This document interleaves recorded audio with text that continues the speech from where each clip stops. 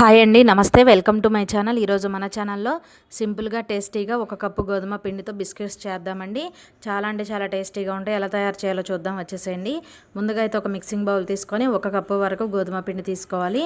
ఏ కప్పుతో గోధుమ పిండి తీసుకున్నామో అదే కప్పుతో అరకప్పు వరకు బొంబాయి రవ్వ అండి. ఉప్మా చేసుకుంటూ ఉంటాం కదా, ఆ రవ్వను వేసుకొని బాగా కలుపుకోవాలి. పిండిలో రవ్వ కలిసే విధంగా బాగా కలుపుకోండి.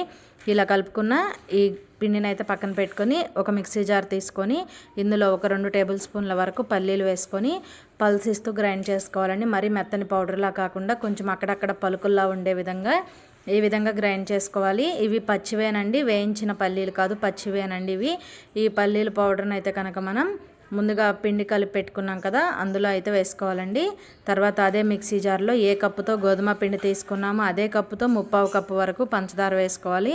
అలాగే మంచి ఫ్లేవర్ కోసం ఒక 2 యాలకులను కూడా వేసుకొని మూత పెట్టుకొని బాగా మెత్తని పౌడర్ లాగా అయితే గ్రైండ్ చేసుకోవాలండి. పంచదార అనేది ఎక్కడా కూడా పలుకులు లేకుండా మనకి ఈ విధంగా మెత్తని పౌడర్ లాగా అయ్యే విధంగా గ్రైండ్ చేసుకోవాలి. ఇలా గ్రైండ్ చేసుకున్న ఈ పంచదార పౌడర్ని అయితే కనుక గోధుమ పిండి వేసుకున్న బౌల్లో అయితే వేసుకోవాలండి. ఈలోపు అయితే మీకు చిన్న రిక్వెస్ట్, ఫస్ట్ టైం మన ఛానల్ని చూస్తుంటే ప్లీజ్ సబ్స్క్రైబ్ చేసుకోండి. వీడియో నచ్చితే ఒక చిన్న లైక్ చేయడం అస్సలు మర్చిపోవద్దు. తర్వాత ఇందులో బిస్కెట్స్ టేస్టీగా ఉండడం కోసం ఒక చిటికెడు సాల్ట్, అలాగే ఒక 1.5 స్పూన్ వరకు నువ్వులు వేసుకోవాలండి. ఈ నువ్వులు వేయటం వల్ల టేస్ట్ అనేది చాలా చాలా బాగుంటుంది. తర్వాత ఇందులో ఒక 2 టేబుల్ స్పూన్ల వరకు ఎండు కొబ్బరి పొడి వేసుకుంటున్నాను. మీ దగ్గర ఈ ఎండు కొబ్బరి పొడి లేనట్లయితే కనుక ఎండు కొబ్బరిని చిన్న చిన్న ముక్కలుగా కట్ చేసుకొని మిక్సీ జార్లో వేసుకొని గ్రైండ్ చేసుకొని వేసుకోవచ్చు. ఇలా అన్నీ వేసుకున్న తర్వాత ఒకసారి మొత్తం బాగా కలిసే విధంగా కలుపుకోవాలండి. ఈ గోధుమ పిండిలో ఈ పల్లీలను గ్రైండ్ చేసి వేసుకున్నాం కదా, అది అలాగే పంచదార పౌడర్ అన్నీ కలిసే విధంగా కలుపుకోవాలి. తర్వాత ఒక 3 టేబుల్ స్పూన్ల ఆయిల్ని ఇలా బాగా మరిగించుకొని బాగా వేడిగా ఉన్న ఆయిల్ని ఇందులో వేసుకోవాలి. ఇలా ఆయిల్ వేయడం వల్ల మనకి బిస్కెట్స్ అనేవి గుల్లగా కరకరలాడుతూ బాగా టేస్టీగా వస్తాయండి. తర్వాత ఈ ఆయిల్ వేసిన తర్వాత వేడిగా ఉంటుంది కాబట్టి ముందైతే గరిటెతో ఒకసారి మొత్తం ఈ ఆయిల్ పిండిలో కలిసే విధంగా కలుపుకోవాలి. తర్వాత చేత్తో పట్టుకునే అంత వేడి ఉన్నప్పుడు చేత్తో పిండిని ఈ విధంగా రఫ్ చేసుకుంటూ కలుపుకోవాలండి.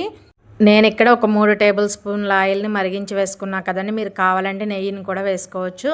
ఇలా పిండిని బాగా కలుపుకున్న తర్వాత చేత్తో పట్టుకుంటే మనకి ముద్దలాగా రావాలండి. అలా వస్తే మనం వేసుకున్న ఆయిల్ అనేది సరిపోయినట్టు. లేదు ఇలా మీకు ముద్దగా రానట్లయితే కనుక మరొక కొంచెం ఆయిల్ వేసుకొని కలుపుకోండి. తర్వాత ఇందులో వాటర్ ఎక్కువ పట్టవండి, చూసి వేసుకోవాలి. ఒక 2-3 టేబుల్ స్పూన్లన్నీ వాటర్ అయితే మనకి సరిపోతాయి. మనం పంచదార పౌడర్ వేసాం కాబట్టి కొంచెం నీళ్లు తగిలితే మనకి కొంచెం లూజ్ అవుతుందండి పిండి అనేది. కాబట్టి వాటర్ ఎక్కువ పట్టవు. ఒక 2-3 స్పూన్లన్నీ వాటర్ని కొద్దిగా వేసుకొని బాగా కలుపుకోవాలి. మనకి ఈ పిండి అనేది లూజ్గా ఉండకూడదండి, కొంచెం గట్టిగానే అయితే కలుపుకోవాలి. చూడండి, పిండిని ఈ విధంగా కలుపుకున్న తర్వాత మూత పెట్టి మీకు టైం ఉంటే ఒక అరగంట అయితే నానబెట్టుకోండి. మీకు టైం లేదు వెంటనే చేసుకోవాలనుకుంటే కనీసం ఒక 15 నిమిషాలైనా సరే మనకి పిండి అనేది నానాలండి. ఇలా కలుపుకొని మూత పెట్టేసి ఒక 15 నిమిషాలు అయితే పక్కన పెట్టుకుందాము. తర్వాత 15 నిమిషాల తర్వాత స్టవ్ ఆన్ చేసి కడాయి పెట్టుకొని డీప్ ఫ్రైకి సరిపడా ఆయిల్ పెట్టుకుందాము. ఇక్కడ నేను బిస్కెట్స్ని అయితే డీప్ ఫ్రై చేస్తున్నానండి. మీకు టైం ఉంటే కనుక బేక్ చేసుకోవచ్చు. మనం ముందుగానే పిండిని అయితే కలిపి పెట్టుకున్నాం కదండి, ఆ పిండిని అయితే మరొక 2 నిమిషాల సేపు బాగా కలుపుకుందాము. ఇలా కలుపుకున్న తర్వాత కొంచెం పిండిని తీసుకొని అరచేతిలో పెట్టుకొని రౌండ్గా బాల్ లాగా అయితే చేసుకోవాలండి. చూడండి, మీకు ఏ సైజులో కావాలో అంత పిండిని అయితే తీసుకోండి.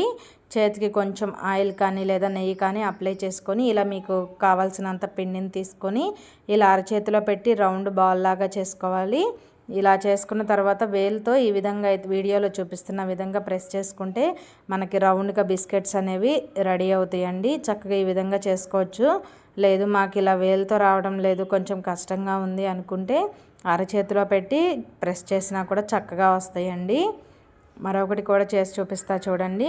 ఇలా రౌండ్ బాల్ లాగా చేసిన తర్వాత వేలుతో ఈ విధంగా చుట్టూ కూడా ఈ విధంగా ప్రెస్ చేసుకుంటే చక్కగా మనకి బిస్కెట్లు అనేవి చక్కగా వస్తాయి. లేదు అలా ఇబ్బందిగా ఉంది అనుకుంటే ఈ విధంగా కవర్ మీద వేసేసి ఇలా మనం చెక్కలు ప్రెస్ చేస్తూ ఉంటాం కదండి, ఆ విధంగా అయినా సరే చేసుకోవచ్చు. మీకు ఎలా వీలుగా ఉంటే అలా చేసుకోవాలి.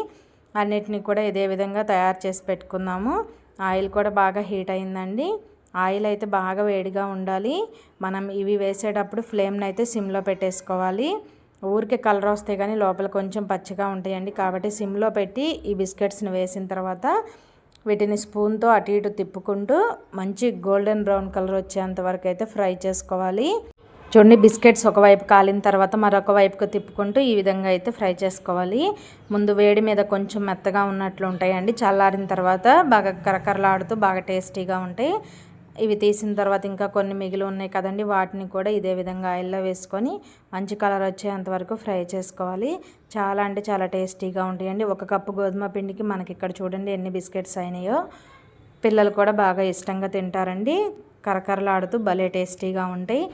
ఎప్పుడైనా బిస్కెట్స్ తినాలనిపించినప్పుడు ఇలా 1 కప్పు గోధుమ పిండితో ఇలా బిస్కెట్స్ చేయండి. వీడియో నచ్చితే కనుక ప్లీజ్ లైక్ చేయండి. అలాగే మరెన్నో ఇంట్రెస్టింగ్ వీడియోస్ కోసం మన హిమాస్ కిచెన్ ఛానల్ని సబ్స్క్రైబ్ చేయండి. Thanks for watching video.